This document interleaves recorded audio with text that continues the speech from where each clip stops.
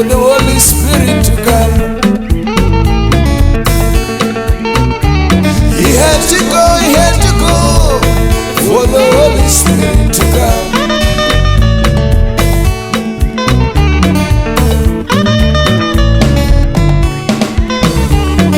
Ndiye mwemu nyaradzi, mwemu batsiri. Ndiye mwemu nyaradzi, mwemu batsiri.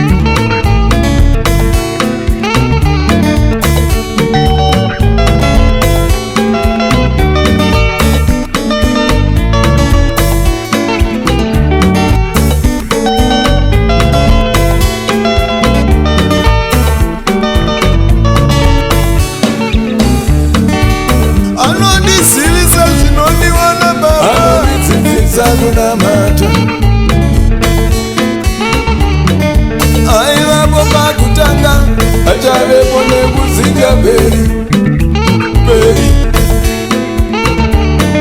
Ndiye zamazima, ndiye mudzikinuri wangu. Ndiye zamazima, ndiye mudzikinuri wangu.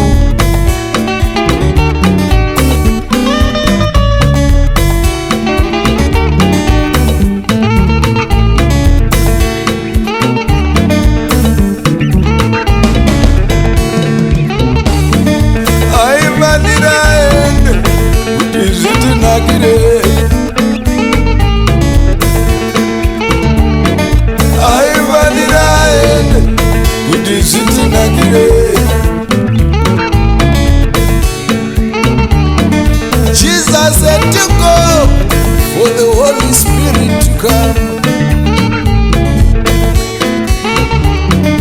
Jesus said to go for the Holy Spirit to come. Yet to go for the Holy Spirit.